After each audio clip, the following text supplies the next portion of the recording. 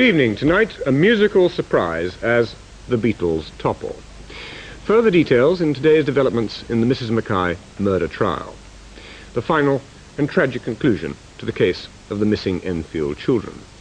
And an interview with a man who has led Kent cricketers to victory after 57 years.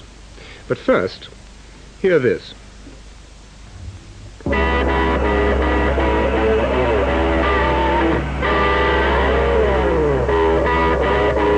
It's cool, it's groovy, it's number one, the Led Zeppelin. The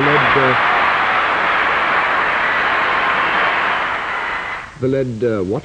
The Led Zeppelin, but I'm afraid that you and other dads like you, Bob, may never have heard of them.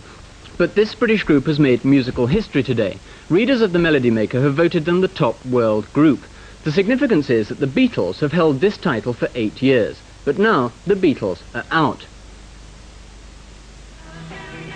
8 years ago, the Beatles were 4 clean-cut and clean-shaven young men who had a happy knack for songwriting. The tunes they wrote and sang were evergreens, as hummable and as immortal as I'm Dreaming of a White Christmas and Autumn Leaves.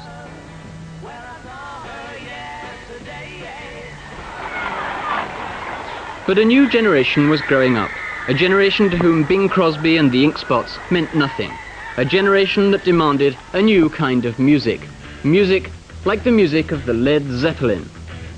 I think that the last year has seen a bit of a revolution in popular music and the death of the personality cult. Led Zeppelin have taken over where the Beatles left off because people are now interested in young musicians rather than in, say, what Paul McCartney had for breakfast. People have turned inwards and they're looking to the young musicians scene.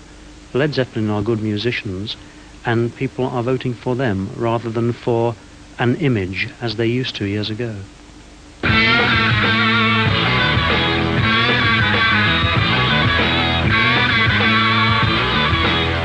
Beatles ran for 8 years, and when one thinks of a song of theirs, Yesterday, which had all sorts of variations played upon it, do you think as musicians you'll be able to last as long as 8 years? Do you think you'll be inventive enough?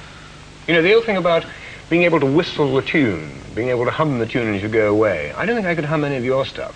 No, but I think it's changing. That's the main thing, you see. I think that's why the awards have changed, because the kids are changing for a start.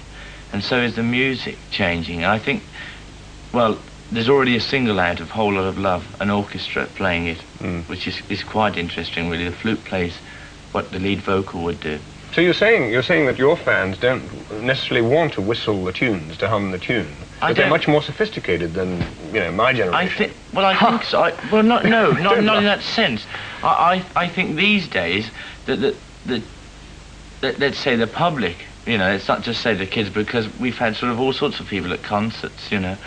I think that they're coming to listen to what you're playing and not just to look at you and see what you are. I mean, I remember when I was going back a few years, when I first went to see the Beatles, because we've mentioned them a few times, it was to look at them, you know. It wasn't, you didn't really bother what you were listening to. Yeah. And today, it's not what you are, it's what you're playing. And well, this is interesting. We've heard that the personality cult is dead, but I'm still going to put one of those kind of questions. I mean, I wouldn't know whether you're a millionaire or not, but you must be quite rich now. What's it like having money?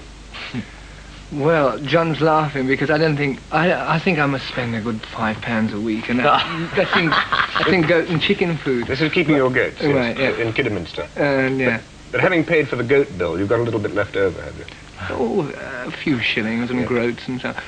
No, I think it all boils down to, well, it keeps boiling down. But I mean, in our position, we've spent years and years on the road, sort of playing in little church halls and being beaten up and bricks thrown through the van windows and everything. And to have money at last is just another figure in my mind of mass acceptance, which is what we all work for. I mean, everybody, however much they like to deny the fact, really wants, in the end, to be accepted by the majority of people for being either a talent or a commodity, you know. I think that we've reached that stage now, and it's left to us to keep on coming up with something good. So as we'll be at the Melody Maker Poll Winners Awards, blah blah. Yeah, for a few years to come. Yeah. Robert Plant and John Bonham, thank you very much, and good luck with your 40,000 audience in Madison Square Garden in New York. Yeah. Thank you. Thank you. Thank you.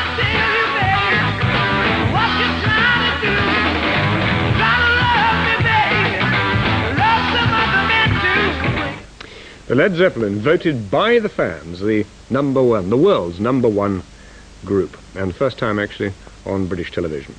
Now, a matter of cause for concern for Southeast anglers. There's